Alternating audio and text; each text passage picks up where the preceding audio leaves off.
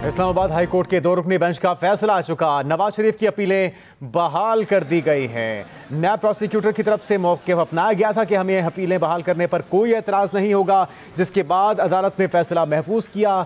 Islamabad high court के chief justice Aamir Farooq और justice मियां गुल हसन औरंगजेब की सरबराही में केस की समाअत हुई। नवाज शरीफ, उनकी लीगल टीम और उनके साथ उनके दीगर रहनुमा भी मौजूद थे। दलाइल सुनने के बाद, आर्गूमेंट्स देने के बाद इस फैसले को जजेस की तरफ से महफूज किया गया था। साबिक वज़ीर आज़म की सज़ा के खिलाफ अपीलें बहाल कर दी गई हैं। फयाज महमूद हमारे नुमाइंदे, उनसे मज़ीद तफसीलात जानते हैं। जी फयाज, अपडेट कीजिएगा।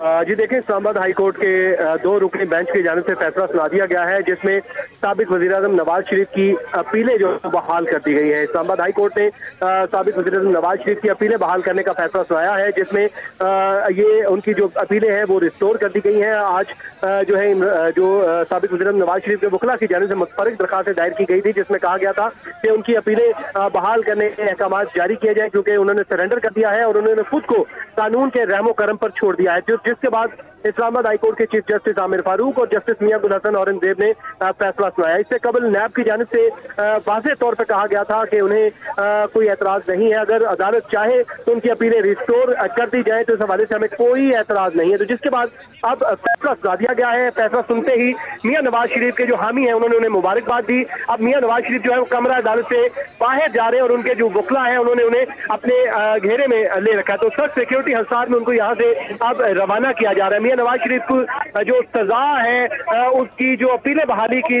मुतफर्रिक दरखास्तें थी वो मंजूर कर ली गई हैं। इस्लामाबाद हाई कोर्ट की जानिब से फैसला सुना दिया गया है। बड़ा मुख्तसर फैसला सुनाया गया है, जिसमें उन्होंने कहा है कि जो डिटेल्स है वो बाद में जारी की जाएंगी, उसमें तमाम तर जो डिटेल्स हैं वो बाद में सामने आएंगी। तो अब इस्लामाबाद अंदाजा है फयाज, ये डिटेल्स तफसीली फैसला कब तक सामने आ सकता है?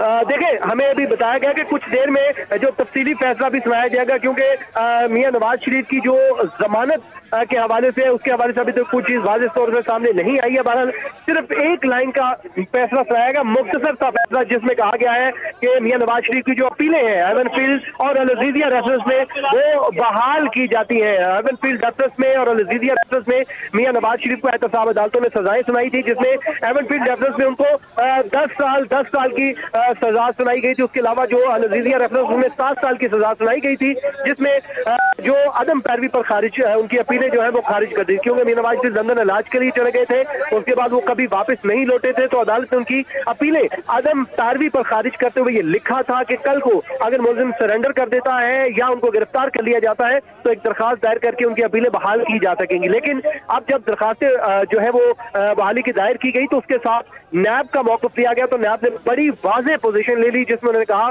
कि अगर अदालत उनकी अपीलें बहाल करती है तो इस पे नैब को कोई एतराज नहीं है। तो जिसके बाद अब जो है वो फैसला सुना दिया गया है और अपीलें बहाल करने की जो है वो इस वक्त वो बहाल कर दी गई हैं और इसके बाद अब जो मेरिट पे इनको सुना जाएगा और सुनने के बाद इस पे जो फैसला होगा। जी, अब आगे क्या प्रोसेस चलेगा इन केसेस में? फयाज, क्या इस बारे में बता सकेंगे आप हमारे नाज़रीन को? देखिए, अब इसमें जो प्रोसेस ये होगा, क्योंकि अब अपीलें जो है वो बहाल हो चुकी हैं, मेरिट पे अब इनको सुना जाएगा, मेरिट पे सुनने के बाद फैसला दिया जाएगा। जैसे आपको याद होगा मरियम नवाज और कैप्टन रिटायर्ड सफदर की जो अपीलें थी, उन्होंने एहतसाब अदालत के फैसले के खिलाफ अपीलें दायर की थी, तो उनको मेरिट पे सुनने के बाद अदालत ने उनको बरी कर दिया था। तो अब इस केस में भी जाहिर है इस पे जो दरखास्तें दायर की गई थी कि इन अपीलों को बहाल कर दिया जाए, तो अब अपीलें क्योंकि बहाल हो चुकी हैं, अब अगला इसमें जो मरहला होगा इसको अपीलों को समाअत के लिए फिक्स किया जाएगा। फिर क्या नया बेंच बनेगा या यही 2 रुकनी बेंच ही इन केसेस की समाअत करेगा?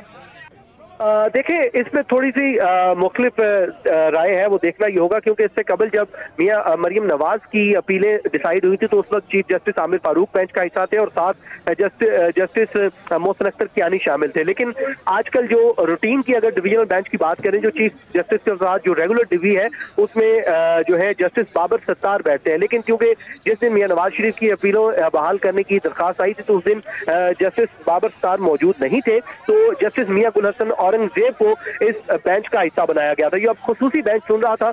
अब ये देखना होगा कि क्या खुसूसी बेंच ही आगे भी कंटिन्यू करेगा, यही बेंच करेगा। लेकिन आमतौर पर अगर हम रूटीन देखें तो यही होती है कि जो बेंच पहले फैसला करे तो उसी के सामने ही वो अपीलें लगाई जाती है। तो अब क्योंकि ये खुसूसी बेंच ने फैसला दिया है तो जो है अब देखना ही होगा कि आया कि यही बेंच तश्कील दिया जाता है या फिर वो पुराने वाला जो बेंच है वो आता है। तो इसके लिए रजिस्ट्रार ऑफिस बाकायदा तौर पर कॉज लिस्ट जारी करेगा। लेकिन जाहिर अब यही लग रहा है क्योंकि ये बेंच अब सुन रहा है तो अब मुमकिन तौर पर ये हो सकता है कि यही बेंच ही आइंदा भी अपीलों को सुने। जी फयाज, ये मुख्तसर फैसला आने के बाद मियां मोहम्मद नवाज शरीफ कमरा अदालत से रवाना हो चुके और अब वो मिनिस्टर इनक्लेव की तरफ जाएंगे। देखिए, इस वाले से कोई उन्होंने जो है मीडिया से टॉक नहीं की। हमने कोशिश की उनसे बात करने की, लेकिन क्योंकि जब वो यहाँ से निकल रहे थे तो धक्कम पेल भी हो रही थी और वो यहाँ से रवाना हुए तो उन्होंने जो अपने हामियों की नारों का हाथ हिलाते हुए जवाब दिया। लेकिन सागदार क्योंकि उनके साथ हैं और यही बताया जा रहा है कि शायद वो वहीं पर ही जाएंगे। लेकिन वो यहाँ से कमरा अदालत से रवाना हो चुके हैं। मैं क्योंकि कमरा अदालत में अभी भी मौजूद हूँ, जो फैसला है डिटेल्स ऑर्डर अभी आना बाकी है अभी तक, क्योंकि सिर्फ जो है मुख्तसर फैसला सुनाया गया। बड़ा मुख्तसर सा फैसला था, एक लाइन का फैसला, जिसमें अदालत ने यही कहा कि उनकी जो अपीलें बहाल करने की जो मुतफर्रिक दरखास्तें हैं उनको अदालत मंजूर कर रही है। तो बाकी उन्होंने कहा कि जो तफसीलात हैं वो बाद में जारी की जाएंगी। अब रिटन ऑर्डर आएगा तो उसमें चीजें सामने आ सकेंगी कि अदालत ने किन ग्राउंड पर किया है। लेकिन डेफिनेटली उसमें जो नैब के आर्गूमेंट्स का हिस्सा भी बनाएगी ये, तो क्योंकि उसमें नैब ने बड़ी वाज़ेह पोजीशन ली थी। जस्टिस मियां गुल हसन औरंगजेब ने जब फैसला महफूज करने से पहले जो उनके आखिरी नमाज थे वो यही थे। उन्होंने कहा कि जो बड़ी वाज़ेह पोजीशन अब नैब ने ले ली है, अब इस पोजीशन के बाद अदालत ने फैसला महफूज कर लिया। जब फैसला सुना दिया गया है और जिसमें चीफ जस्टिस इस्लामाबाद हाईकोर्ट ने खुद सुनाया। फयाज,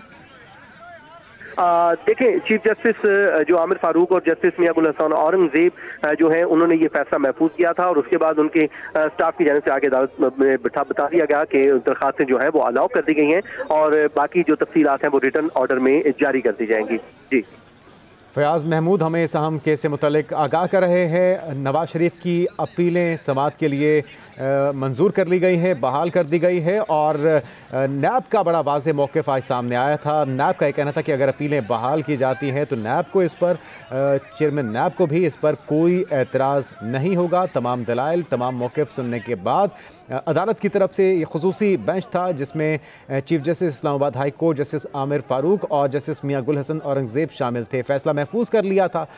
इस तमाम दौरानिए में मियां मोहम्मद नवाज शरीफ कमरा अदालत में मौजूद रहे। उनसे सहाफ़ी मुख्तलिफ सवालात करने की कोशिश करते रहे, जिनके कुछ सवालों के वो सिर्फ मुस्कुरा कर जवाब देते रहे और इंतज़ार किया जाता रहा कि फ़ैसला किस वक्त सुनाया जाएगा। और जिस वक्त ये मुख्तसर फ़ैसला, एक लाइन का फ़ैसला सुनाया गया है, इस्लामाबाद हाई कोर्ट ने अपीलों पर महफूज फ़ैसला सुना दिया है और इस फ़ैसला सुनने के बाद खुशी के आलम में नवाज शरीफ, उनके रुफ़का और उनकी लीगल टीम कमरा अदालत से रवाना हो चुकी है और बज़ाहिर इसे एक और बड़ा रिलीफ नवाज शरीफ के लिए करार दिया जा रहा है। जिस तरह से हमारे नुमाइंदे हमें बता रहे थे कि एक केस में 10 साल और दूसरे केस में 7 साल सज़ा का सामना था और अब इन अपीलों को समाअत के लिए मंजूर कर लिया गया है और अब खुसूसी बेंच जिसने नवाज शरीफ के ख़िलाफ़ ये केस सुना है समाअत और उनकी तरफ से ये मुख्तसर फ़ैसला सुना दिया गया।